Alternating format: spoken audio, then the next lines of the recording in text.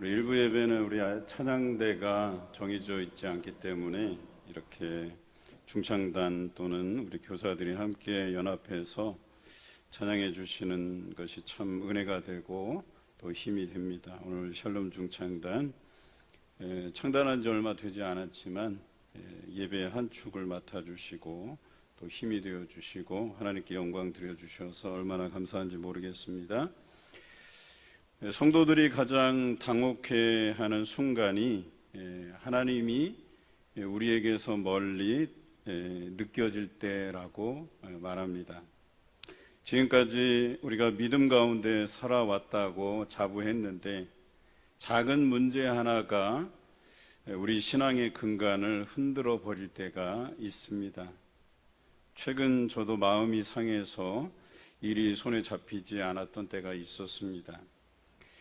그러나 그 상한 마음을 헤아려 줄 분은 하나님밖에 없더란 사실을 또한 깨닫게 됩니다. 이처럼 살다 보면 하나님께서 내 곁에 계시지 않는다고 생각이 들 때가 있다는 사실이죠. 그러나 이럴 때일수록 우리가 하나님을 바라보면 하나님께서 그 문제를 해결해 주실 뿐만 아니라 우리의 그 의심하던 믿음도 확실히 자리 잡게 해 주신다. 그래서 우리의 믿음이 성장할 수 있는 좋은 기회가 된다 하는 생각을 해보았습니다. 오늘 여러분은 믿음 안에서 살아가십니까? 교회의 성장은 개인의 믿음의 성장과 직결되어 있습니다. 개인의 믿음이 성장해야 교회가 성장할 수 있는 그 기틀을 마련하게 됩니다. 교회의 구성원인 성도 각자가 믿음이 잘 세워질 때 결국에 개인의 믿음의 성장으로 이어지고 그것은 교회의 성장을 이끌어낼 수 있게 된다라고 하는 것입니다. 성숙한 성도들이 많아야 교회가 성숙합니다. 성도가 믿음 안에서 살고 있느냐가 아주 중요한 문제입니다. 오늘 우리가 읽은 본문은 사도 바울이 고린도 교회의 그 분열된 상황을 안타까워하면서 쓴 편지입니다. 성도들이 믿음의 성장을 위해서 힘쓰지 않고 자기 주장을 일삼기 때문에 서로 분열하고 또 자신의 생각과 맞는 사람들끼리 당을 짓는, 그래서 그것으로 인해서 교회가 성장에 어려움을 겪는 그런 상황에 처해 있는 것이죠. 바울은 이 문제에 대해서 고린도 교회가 믿음 안에 제대로 서 있지 않기 때문이라고 진단했습니다. 교회는 쓸데없는 말들이 오고 가는 것이 아닙니다. 성령의 말들로 서로 위로하고 격려하는 것입니다. 서로의 진심에 대해서 평가하지 말 것과 또 나의 진심을 사람들에게 설명하기보다는 하나님께서 내 마음, 내 진심을 아심에 대해서 우리가 위로받는 그런 성도가 되시기를 바랍니다. 사도 바울은 자신을 향한 거짓된 말들로 인해서 적지 않은 상처가 있었습니다. 바울이 고린도 교회를 세우고 그의 후임자인 아볼로에게 그 교회를 맡기고 자기는 복음 전도를 위해서 또 여정을 떠나게 되지요. 그런데 그곳에 많은 사람들이 분열되기 이릅니다. 한쪽은 베드로파, 한쪽은 아볼로파, 한쪽은 바울파, 한쪽은 이도저도 아닌 그리스도파다 해서 결과적으로 그리스도의 이름을 따서 지었지만 그것도 역시 당을 짓는 일이었습니다.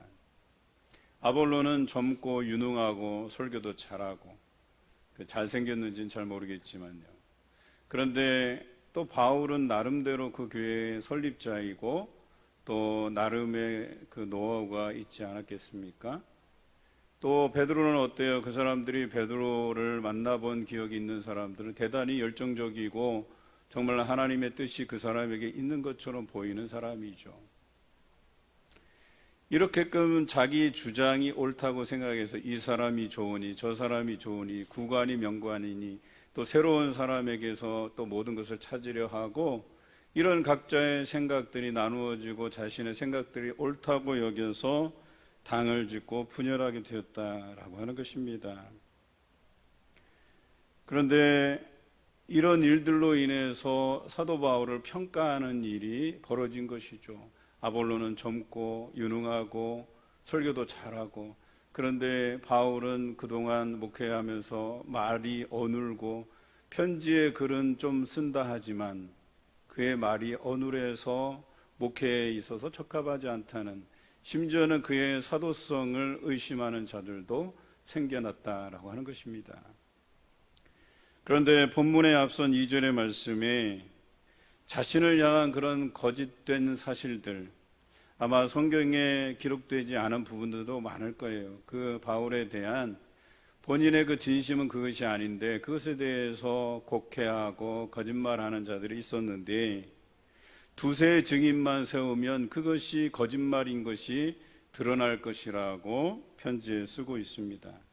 그리고 거짓을 말한 자들에 대해서는 그들이 결국에는 죄를 짓는 자들이며, 다시 자신이 고린도 교회에 방문할 때에 그들을 용서하지 아니하겠다고 편지에 썼습니다.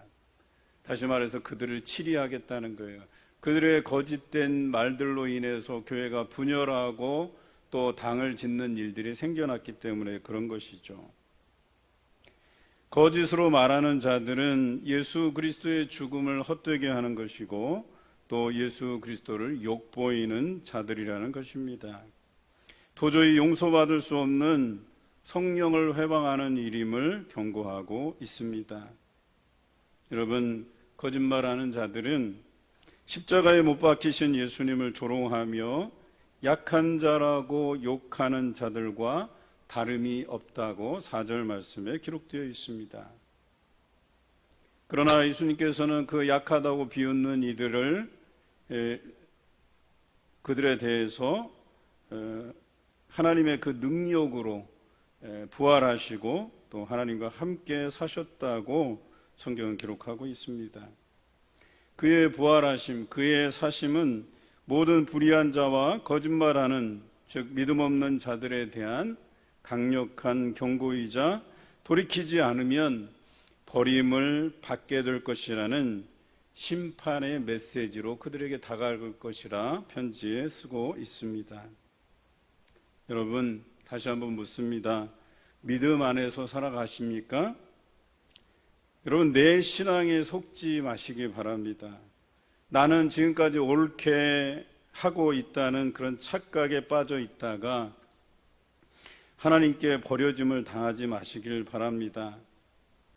이 정도면 괜찮겠지라고 생각하다가 우리가 하나님께 버려짐을 당할 수도 있다는 것입니다. 그래서 우리는 믿음 안에서 주시는 시험을 기쁘게 여기며 그 시험 하나하나를 잘 통과해야 된다고 성경은 기록합니다. 시험을 통과하지 않으면, 즉 우리에게 오는 그 시험을 내가 받고 믿음으로 이겨내지 못하면 우리는 끝내 주저앉게 되고 그것으로 우리 인생은 끝나게 되는 것입니다. 몇십 년 교회 다니는 것이 하루아침에 무너질 수 있다는 것입니다. 시험을 통과하지 못해서 모든 것이 주저앉게 되는 그런 슬픈 경험이 여러분에게 있지 않기를 바랍니다. 하나님께서는 우리의 믿음을 강하게 하시기 위해서 부단히 시험하시는 분이십니다. 요한계시록에 7년 대환란이 다가옵니다. 7인을 떼고 7나팔이 부러지고 7대접 심판이 있을 때에 처음 7인과 7나팔이 부러질 때는 믿는 자들도 그들과 함께 환란을 당한다고 기록하고 있어요. 그런데 그 환란을 이길 수 있는 것은 믿음밖에 없다고 하는 것이죠. 그날을 위해서 우리는 날마다 하나님께서 우리를 시험하시고 그 시험을 잘 통과하게 하셔서 믿음이 더욱 성장하게 단단하게 만드신다라고 하는 것입니다.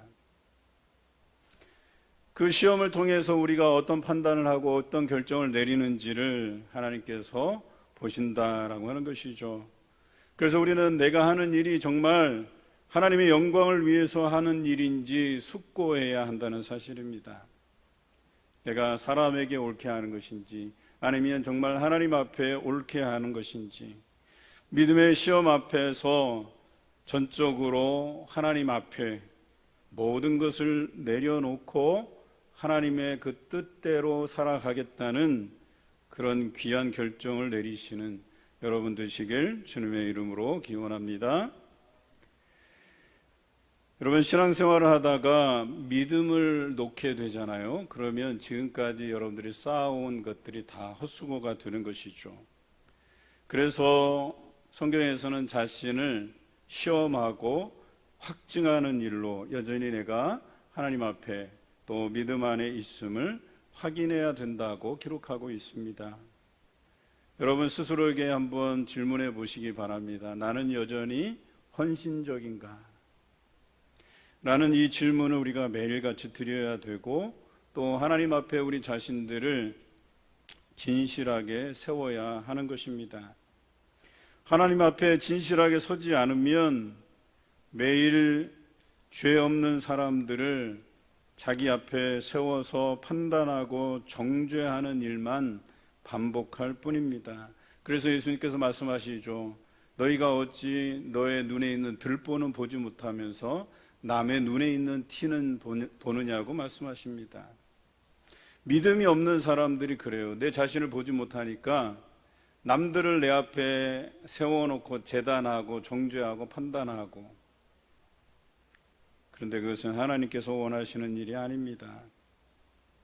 하나님께서는 우리의 믿음을 매일 시험하시는데, 나는 그 시험에 여러 가지 핑계로 일관해버리고 또 피하려고 한다면 결과적으로 우리가 믿음 없는 자가 되는 것입니다.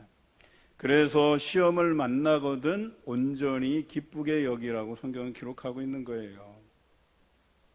여러분, 그 시험을 통해서 우리의 믿음이 하나님 앞에 드러나기 때문에 그렇습니다.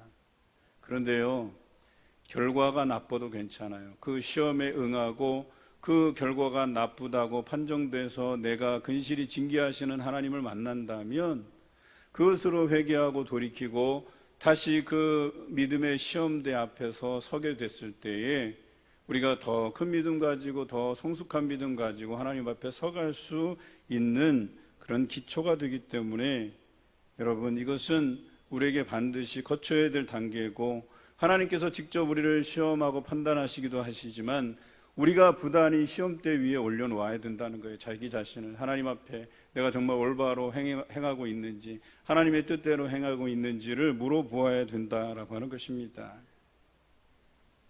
우리는 이 믿음의 시험대 앞에 서는 것을 기쁘게 여겨야 할 것입니다. 믿음이 있는 사람은 그 시험을 거뜬하게 통과할 것입니다. 올바른 판단을 하게 될 것입니다. 그러나 믿음 없는 사람은 그 시험으로 주저앉게 되고 또 그것을 개선하지 않고 회개하지 않으면 하나님께 버려짐을 당하게 된다는 사실입니다. 하나님께서는 내 속에 끊임없는 양심의 가책으로 다가오십니다. 또 끊임없이 다른 사람을 통해서 여러분의 믿음을 시험하실 것입니다. 우리가 이것을 외면할 수 없습니다. 하나님의 그 뜻에 따르겠다는 그 결정들을 우리가 속히 내리고 그 판단하에 우리가 행동하며 실천하며 나가야 될 것입니다. 우리는 예수님을 진정 믿고 있는지, 그리고 예수님께서 걸어가신 그 길을 우리도 함께 걷고 있는지를 날마다 시험해 보아야 됩니다. 예수님께서는 우리에게 땅끝까지 이르러 내 증인이 되라고 말씀하셨지요. 이런 사명을 내가 잘 감당하고 있는지도 우리가 한번 판단해 보아야 된다라고 하는 것입니다. 예수님께서는 다시 이 땅에 오시겠다고 말씀하세요.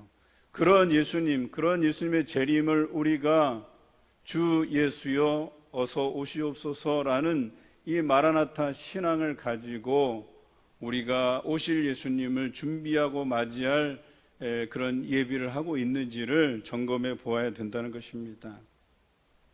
이와 같이 날마다 시험을 통해 자신의 믿음을 확증하며 살아가시길 주님의 이름으로 기원합니다.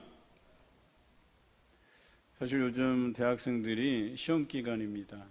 또 얼마 있지 않으면 우리 중고등부 학생들이 또 시험을 치게 되죠. 학기를 마무리 짓는 시험입니다.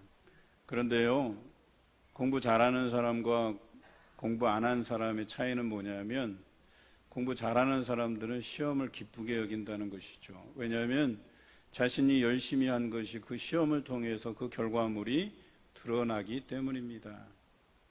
저도 한때는 참 시험이 싫었었어요. 그래서 고등학교 때는 그 내신 성적에 들어가는 시험임에도 불구하고 시험 치기 싫어서 학교에 가지 않고 도망갔다가 선생님한테 들켜서 끌려가서 혼난 적이 있어요. 그런데 열심히 공부하는 이제 취미가 들어서 열심히 할 때는 시험 날이 가까우면 즐거워요. 내가 어느 정도 실력을 쌓았는지, 그 결과물이 어느 정도인지를 알고 싶어서 그래서 시험을 기다린 적도 있었어요. 여러분, 이와는 차원이 다르지만 믿음도 마찬가지예요. 하나님께서 시험할 때가 있으세요. 또 우리가 스스로 자신을 시험할 때가 있어요. 그때 이 시험을 능히 이기고도 남음이 있어야 우리의 믿음이 성장하게 된다라고 하는 것이겠죠. 이런 믿음의 성장을 이 하나님의 시험, 또 내 스스로 하는 그 시험을 통해서 스스로 성장할 기회를 잡으시는 여러분 되실 줄로 믿습니다. 믿음이 없는 사람은 하나님의 나라를 위한 유익을 구하지 않고 자기 유익을 구한다고 성경은 기록합니다. 결과적으로 하나님을 버리는 그런 결정을 내리게 된다는 것이죠. 그리고 그것으로 인해서 나도 하나님께 버림을 당한다라는 것입니다. 바울은 이러한 고린도 교회의 이기적인 주장들을 내려놓으라고 이야기합니다. 하나님의 나라를 위한 유익을 구하라고 강조했습니다. 내 이익을 구하면 하나님의 나라를 무너뜨리는 그런 일이 된다는 것이죠. 또 많은 사람을 불편하게 한다는 것입니다. 또 사람들에게 상처를 입히게 되고 또 사람들이 교회를 떠나가게 만드는 이유가 된다고 합니다. 바울은 이 질문을 거짓을 말하는 자들에게 묻고 있습니다. 정말 예수님이 당신 안에 살아 역사하는지를 묻고 있습니다. 그렇지 않으면 정말 그 안에 예수 그리스도께서 살아 계시지 않는다고 한다면 자신이 다시 교회에 이르게 될 때에 그들을 용서하지 않겠다고 강력하게 편지에 쓴 것입니다. 왜냐하면 내 안에 그리스도가 살아계시지 아니하면 내 안에 내 유익을 구하는 일들로만 가득 차 있다면 그것이 교회를 분열시키고 당을 짓게 되고 사람을 떠나가게 만드는 교회가 성장하는 데 저해되는 요소가 된다라고 하는 것이기 때문에 그렇습니다. 하나님께서 시험을 통해 우리를 인도해 가시기도 하지만 그렇게 되면 참 감사하죠. 내가 내 자의로 내 자신을 시험할 수 없다고 한다면 하나님께서 우리에게 시험을 주셔서 우리로 하여금 올바른 믿음의 판단을 내리시게 하면 참 좋은데 때로는 침묵하시기도 해요. 우리 스스로에게 그 믿음의 시험을 해야 된다고 하는 것이죠. 과연 나는 하나님의 뜻대로 행하고 있는가? 하나님의 나라의 유익을 위해서 구하고 있는가? 주님께서 주신 그 사명을 땅끝까지 이르러 내 증인이 되라 하신 이 사명을 잘 감당하고 있는가 시험하여 보고 그것을 확증하는 일에 게으르지 말 것에 대해서 강조하고 있습니다. 여러분들이 가장 뜨겁게 신앙생활을 하셨던 기억이 있으실 거예요. 이야기하다 보면 내가 어느 때 정말 하나님 앞에 최선을 다하고 열정적이었는데 헌신을 다했었는데 여러분 지금이 그때여야 됩니다. 지금이 여러분의 그 열정과 믿음이 변하지 않고 지금까지도 유지되고 발휘되고 그것으로 인해서 내 개인의 믿음이 성장하고 그것으로 인해서 교회가 성장하고 부흥하는 동력이 되어야 된다라고 하는 것입니다. 그때라면 내가 가장 그 신앙의 전성기를 보냈을 그때라면 오늘 이 상황을 맞닥뜨렸을 때, 시험을 당하였을 때 나는 어떻게 판단할 것인가, 나는 어떻게 결정을 내릴 것인가를 한번 곱씹어 보라고 말씀하시는 것입니다. 여러분, 열정은 세월이 흐른다고 변하지 않습니다. 여러분, 믿음은 세월이 흐른다고 변하는 것이 아닙니다. 이 열정과 믿음이 여러분 안에 있으면 예나 지금이나 항상 불변하고 똑같아야 된다는 것입니다. 요한일서 2장 27절에 이런 말씀이 있습니다. 너희는 주께 받은 바 기름 부음이 너희 안에 거하나니 아무도 너희를 가르칠 필요가 없고 오직 그의 기름 부음이 모든 것을 너희에게 가르치며 또 참되고 거짓이 없으니 너희를 가르치신 그대로 주 안에 거하라 라고 사도 요한이 기록했습니다. 여러분, 그런데 이 말씀이요, 우리가 읽지는 않았지만 이 고린도후서 13장 마지막 말씀과도 같은 말씀입니다. 제가 한번 읽어드리겠습니다. 주 예수 그리스도의 은혜와 하나님의 사랑과 성령의 교통하심이 너희 무리와 함께 있을지어다 라는 말씀입니다. 우리가 잘 아는 축도의 형식을 갖춘 말씀이죠. 제가 예배가 끝나면 마지막으로 축도하는 이 부분이 성령 안에서 같은 마음과 같은 마음을 품으라고 격려하면서 축복하면서 하는 기도예요. 성도가 10명이든 100명이든 1000명이든 분열하지 않고 같은 성령 안에서 하나가 된다는 사실입니다. 우리가 다 같이 믿음 안에 있으면 분열하지 않고 당을 지을 필요도 없고 생각의 차이가 날 수도 없다는 거예요. 오직 하나님의 나라의 유익을 구하면서 모든 것을 판단하고 결정하기 때문에 우리는 성령 안에서 하나가 될 수 있다고 성경은 이야기합니다.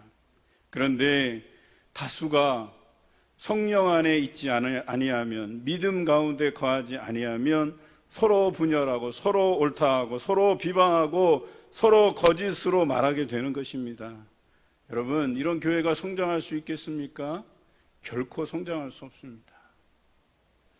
거꾸로 얘기하면 교회가 오랫동안 성장하지 못하는 이유가 무엇일까?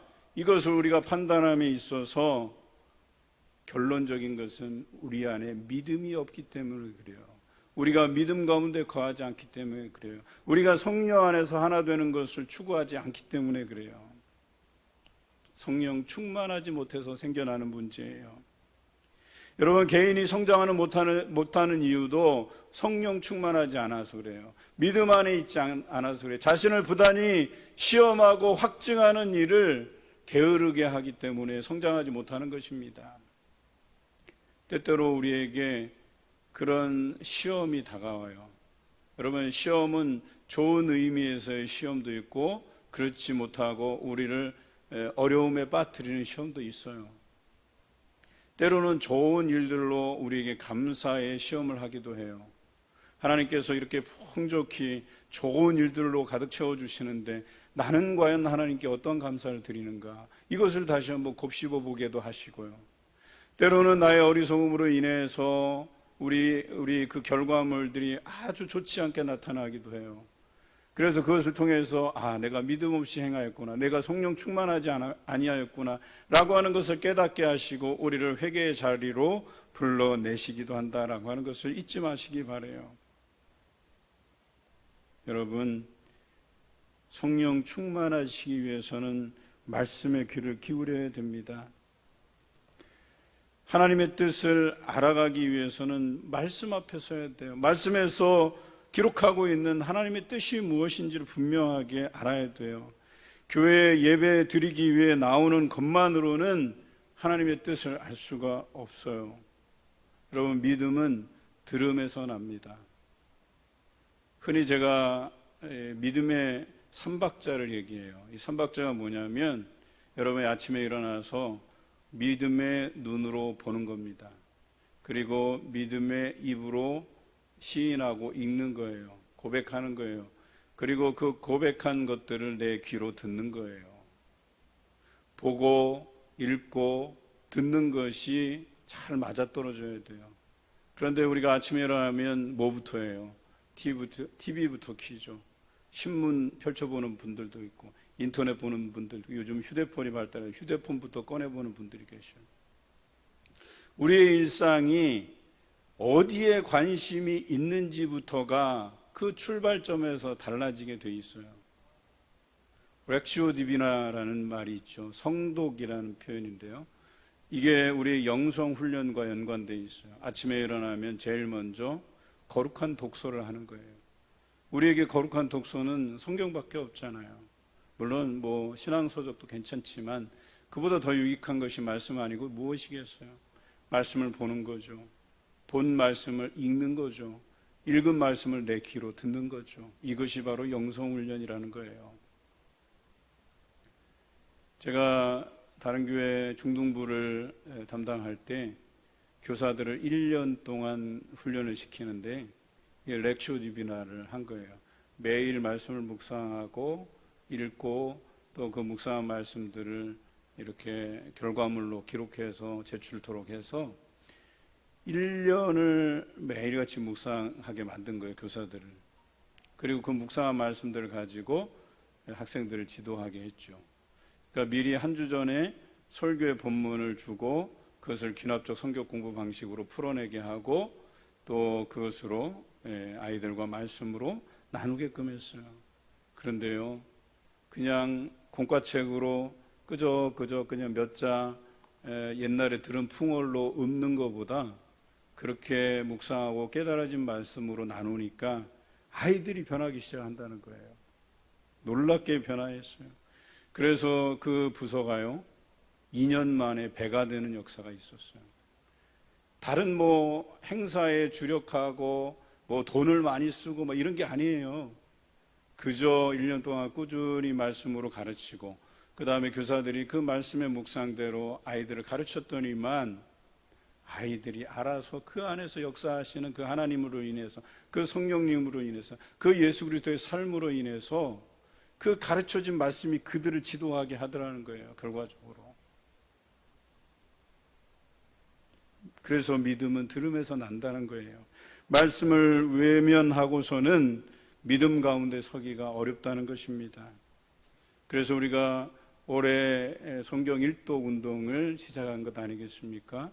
어떤 분은 6독까지 읽으신 분도 계시고 또 어떤 분은 이제 1독을 그래도 아름답게 마무리하신 분들도 계셔요. 또 2독을 향해서 열심히 걸어가신 분도 계셔요. 또 내가 평생 성경 한번 읽어보지 못했는데 올해 한번 읽어보겠다고 시작하고 열심히 천천히 나가시는 분들도 계실 거예요. 1년이 됐든 2년이 됐든 여러분 말씀 읽고 묵상하는 일을 게을리하지 마시기 바라요. 거기에 믿음이 생기는 거예요. 믿음 가운데 서게 되는 거예요. 여러분을 버리기 위해서 하나님께서 여러분을 시험하시는 것이 아닙니다. 회개하고 돌이키게 하시기 위해서 하나님께서 부단히 여러분을 시험하시는 거예요. 여러분 때로는 말씀을 읽다가도 내 안에 찔림으로 돌아올 때가 있어요. 그런데 그 찔림이 왔다고 해서 에이 성경 못 읽겠다 하고 덮어버리면 그것으로 끝이에요.